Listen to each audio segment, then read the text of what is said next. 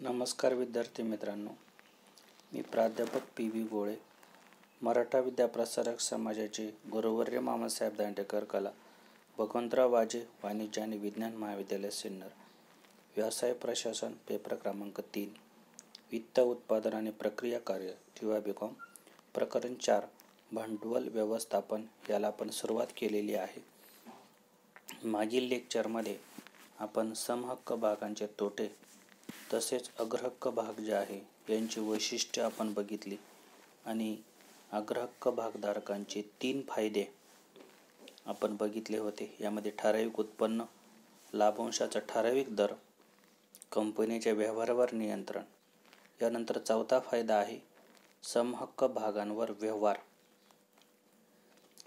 कंपनीला अग्रहक्क भागधारकांना ठराविक दरानेच लाभांश द्यावयाचा असल्याने अतिरिक्त नफा समहक्क भागधारकांमध्ये वाटून टाकता येतो. म्हणजे समहक्क भागधारक जे आहे यांना अग्रहक्क भागधारकांमुळे फायदा प्राप्त होतो की अग्रहक्क भागधारकांचा लाभांशाचा दर ठरलेला असतो. त्या ठरलेल्या लाभांश दरापेक्षा त्यांना जास्त लाभांश द्यावा लागत नाही आणि यामुळे उरलेला जो अतिरिक्त नफा जो आहे हा समहक्क भागधारकांना वाटून टाकता येतो किंवा समहक्क भागधारकांना अतिरिक्त नफ्याचा भाग देता येतो. चौथा फायदा आहे आकर्षण.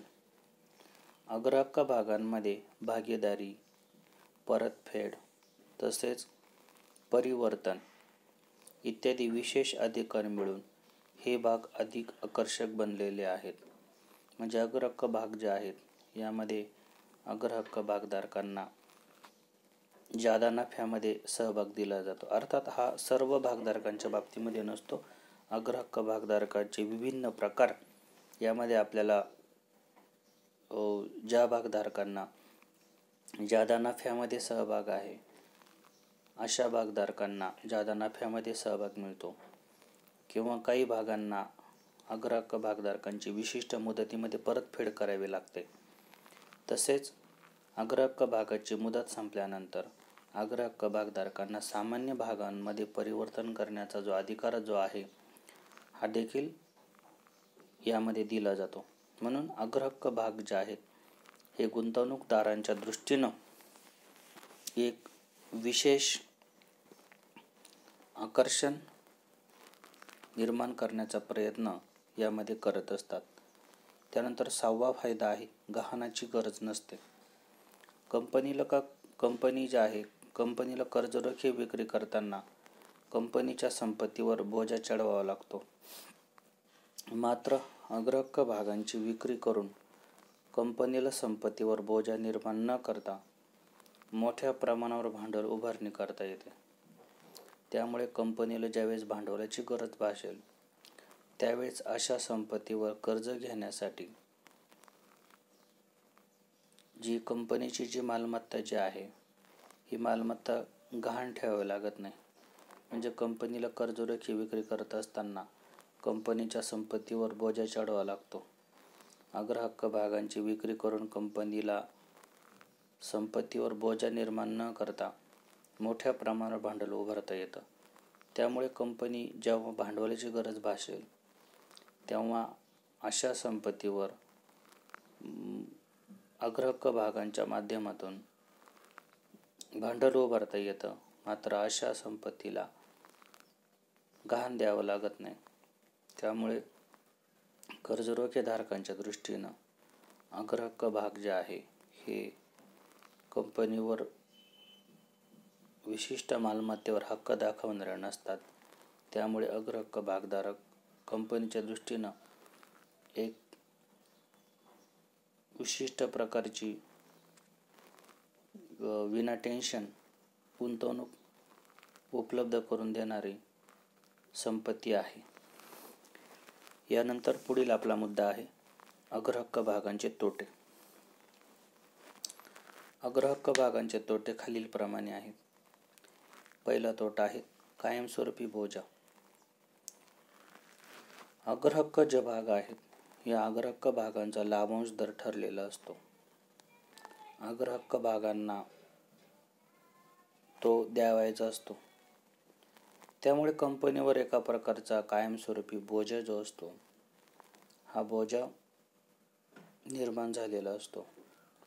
अग्रहक्क भागधारक जे आहेत यामध्ये एखाद्या वेळेस कंपनीला नफा जर नाही झाला तर संचय अग्रहक्कांच्या बाबतीमध्ये त्यांच्या लाभांशाचा संचय होतो आणि दुसऱ्या वर्षी जेव्हा कंपनीला नफा होईल तेव्हा मागील वर्षीचा राहिलेला लाभांश आणि चालू वर्षीचा लाभांश असे दोन्ही प्रकारचे लाभांश अग्रहक्क भागधारकांना द्यावे लागतात. म्हणजे अग्रहक्क भागधारकांवर निश्चित दराने लाभांश द्यावा लागत असल्यामुळे तो कंपनीवर कायमस्वरूपी एका प्रकारचा बोजा असतो असे मानले जाते. दुसरा तोटा आहे अतिरिक्त संपत्तीत हिस्सा नसतो. अग्रहक्क भागधारक आहे या अभावानेच कंपनीच्या अतिरिक्त नफ्यात भागीदार करून घेण्यात येतात. म्हणजे अग्रहक्क भागधारक जे आहे अग्रहक्क भागधारकांना सामान्य भागधारकांप्रमाणे कंपनीच्या जादा नफ्यामध्ये सहभाग मिळवण्याचा अधिकार प्राप्त होत नाही. म्हणजेच अग्रहक्क भाग आणि सामान्य भाग यांची जर कदाचित रक्कम जर सारखीच असेल, अग्रहक्क भागधारकांना विशिष्ट दराने लाभांश मिळाला तर नफ्यामध्ये सहभाग मिळत नाही जादा नफ्यामध्ये, मात्र सामान्य भागधारकांना जादा नफ्यामध्ये मात्र सहभाग घेता येतो. तिसरा तोटा आहे मतदानाचा अधिकार नाही. कंपनीच्या व्यवस्थापनामध्ये अग्रहक्क भागधारकांना मतदान करण्याचा जो अधिकार आहे हा प्राप्त होत नाही.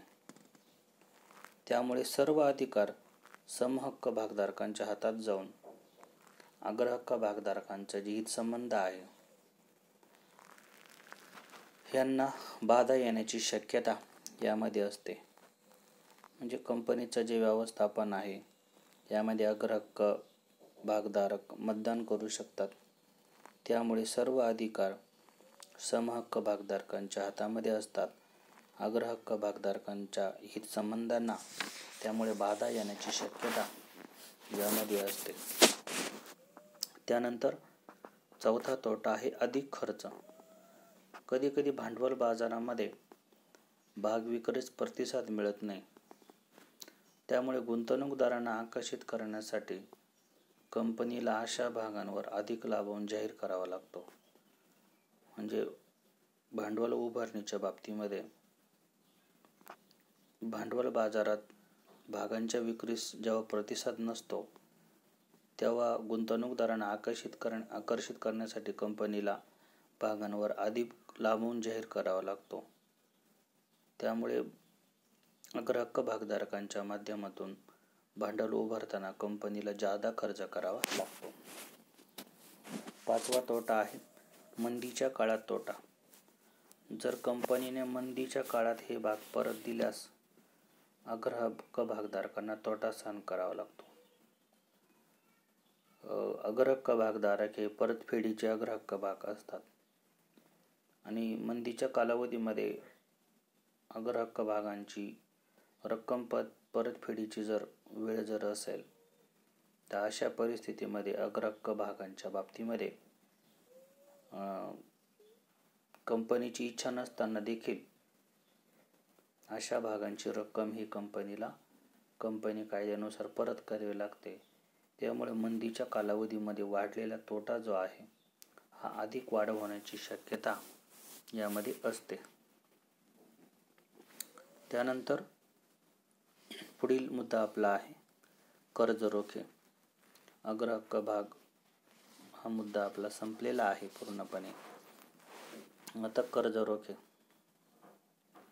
कर्ज रोख्यांचा अर्थ बघूया. कंपनी तिला आवश्यक असणारे भांडवल कर्ज रोखे विक्री करून कर्जाच्या स्वरूपात उभारू शकते.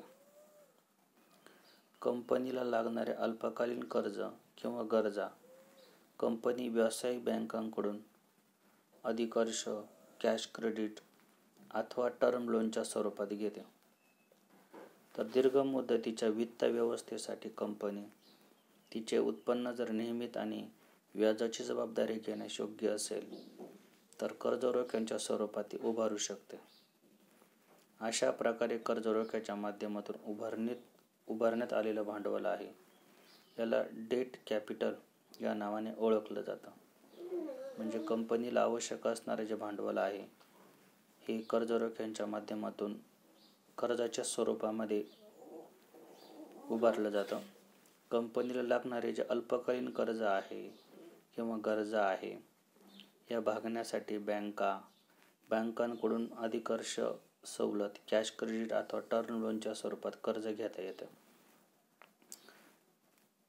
तर दीर्घ मुदतीच्या वित्तावस्थेसाठी कंपनी तिचं उत्पन्न नियमित आणि व्याजाची जबाबदारी घेण्यास जर समर्थ असेल तर कर्जरोख्यांच्या स्वरूपात भांडवल उभारू शकते.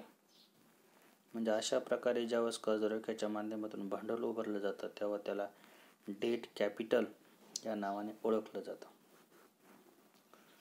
कर्जरोखे जे आहे याला इंग्लिशमध्ये डिबेंचर हा शब्द आहे. डिबेंचर हा लॅटिन भाषेतील डिबिएर या शब्दापासून घेतलेला असून त्याचा अर्थ कर्ज घेणे हा होतो. कर्जरोखे म्हणजे कंपनीच्या घेतलेल्या कर्जाचा पुरावा असतो. त्याचप्रमाणे कंपनी त्या कर्जरोख्यांच्या धारकांची ऋणको असल्याची जी पावती जी असते ती सुद्धा त्यांना मिळत असते. म्हणजे कर्जरोखे कंपनीनं घेतलेल्या कर्जाचा पुरावा असतो आणि जेवढ्या रकमेचे कर्जरोखे कंपनीकडून कर्जरोखेधारकाने विकत घेतलेले आहे तेवढ्या धारकाची ऋणकोची जी पावती जी आहे ती यामध्ये दिली जाते. कर्जरोखे जे आहे त्यांची व्याख्या आपण बघूया.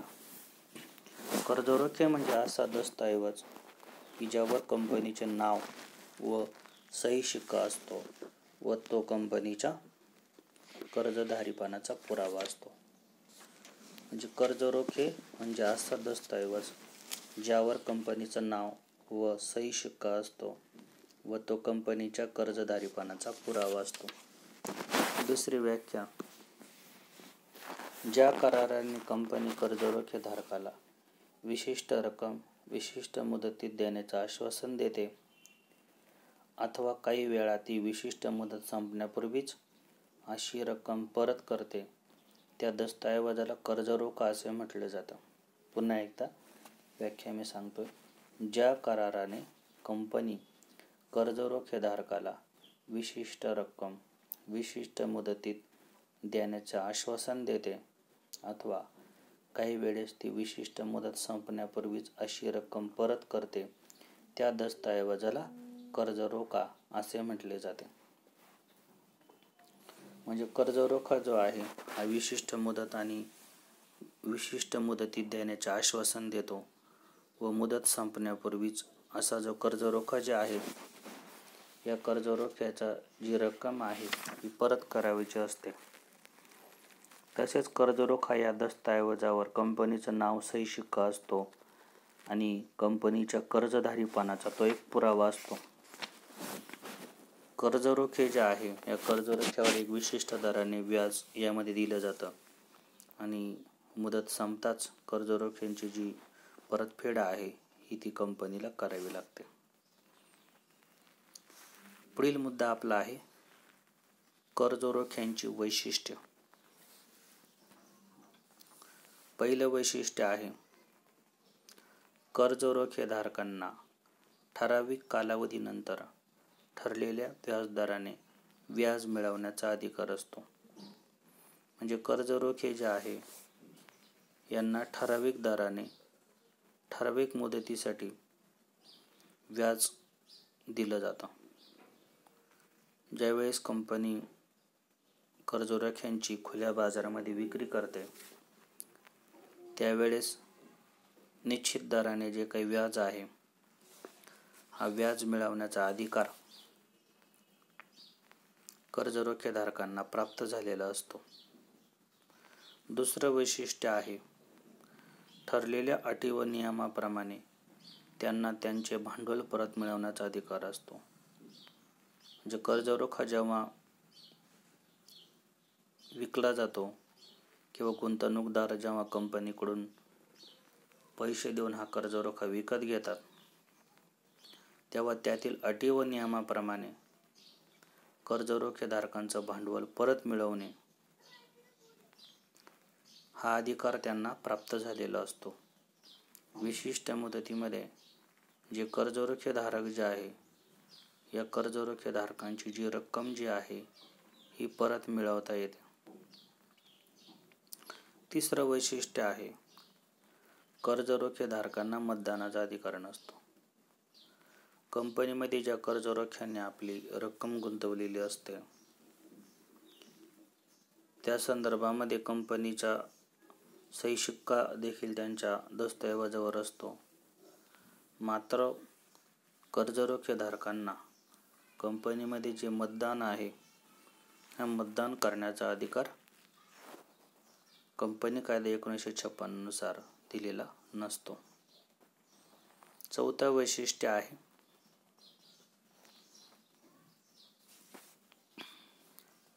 साधारणपणे कर्जरोखे कंपनीच्या संपत्तीवर बोजा चढवून दिले जातात. म्हणजे कर्जरोखे जे आहे, हे कर्जरोखे घेत असताना कंपनीच्या विशिष्ट मालमत्तेवर या कर्जरोख्यांचा बोजा चढवला जातो. म्हणजे विशिष्ट जी संपत्ती जी आहे ही कर्जरोख्यांसाठी तारण म्हणून द्यावी लागत असते. पाचवं वैशिष्ट्य आहे, कर्जरोखेधारक त्यांच्या येणे बाकी वसुलीसाठी कंपनीवर दावा दाखल करू शकतात. कर्जरोख्यांची विशिष्ट मुदतीत परतफेड न केल्यास किंवा विशिष्ट मुदतीमध्ये कर्जरोखेधारकांची व्याजासह जर परतफेड केली नाही, तर कर्जरोखे हा कंपनीचा एक कर्ज दस्तऐवज असल्यामुळे व्याज आणि मुद्दल याची वेळेवर परतफेड न केल्यामुळे कर्जरोखेधारकांना कंपनीनं जी मालमत्ता तारण दिलेली आहे, त्या मालमत्तेवर जी काही येणे बाकी वसुली आहे, या वसुलीसाठी कंपनीच्या अशा मालमत्तेवर कर्जरोखेधारक दावा दाखल करतात किंवा दावा दाखल करू शकतात. सहावं वैशिष्ट्य आहे, कंपनीकडून झालेल्या डिफॉल्टमध्ये कर्जरोखेधारक अशा रोख्यांची विक्री करू शकतात.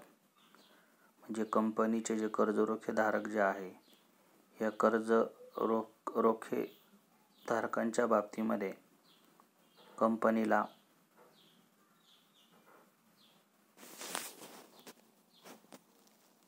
जे कर्जरोखे प्राप्त झालेले आहेत, असे कर्जरोखेधारक ठरलेल्या मुदतीच्या आत आपल्या कर्जरोख्यांची विक्री करू शकतात. मग ही कर्जरोख्याची विक्री खुल्या बाजारामध्ये एका व्यक्तीकडून दुसऱ्या व्यक्तीकडे अशा कर्जरोख्यांची विक्री त्यांना करण्याचा अधिकार यामध्ये दिलेला आहे. सातवं वैशिष्ट्य आहे, कर्जरोखेधारकांच्या हितसंबंधाचं संरक्षण होण्याच्या दृष्टीनं ती कंपनी बंद करण्यासाठी अर्ज करू शकतात. आता यामध्ये जर कर्जरोखेधारक आहे, या कर्जरोखेधारकांच्या हितसंबंधाचं संरक्षण झालं नाही, कर्जरोखेधारकांची रक्कम जी आहे ही ठराविक मुदतीमध्ये त्यांना व्याजासह परत करण्यास कंपनी जर असमर्थ जर असेल, कंपनीला वारंवार सूचना देऊन विनंती करून कंपनी जर कर्जरोखेधारकांची रक्कम परत करण्यास असमर्थ जर ठरली, तर कर्जरोखेधारकांनी कंपनीची विशिष्ट मालमत्ता तारण घेतली असल्यामुळे कंपनी बंद करण्यासाठी अर्ज करण्याचा अधिकार कर्जरोखेधारकांना कंपनी कायदा 1956 नुसार प्राप्त झालेला आहे. कर्जरोखेधारकची 7 वैशिष्ट्ये आपण बघितली. या 7 वैशिष्ट्यांव्यतिरिक्त असेही म्हणता येईल की कर्जरोखेधारकांच्या रूपाने आवश्यक असेल तेव्हा चांगला भांडवल पुरवठा प्राप्त करणे हे कंपनीच्या दृष्टीनं एक महत्त्वाचा दस्तऐवज हा कंपनीमध्ये असतो. तसेच कर्जरोखे धारकांच्या हितसंबंधांचं संरक्षण करण्यासाठी वेळोवेळी कंपनीला सूचना देण्याचा अधिकार देखील कर्जरोखे धारकांना कंपनी कायद्याने प्राप्त झालेला आहे. कर्जरोख्यांची वैशिष्ट्य संपलेली आहेत. यानंतर कर्जरोख्यांचे प्रकार हे पुढील लेक्चरमध्ये आपण बघणार आहोत. धन्यवाद.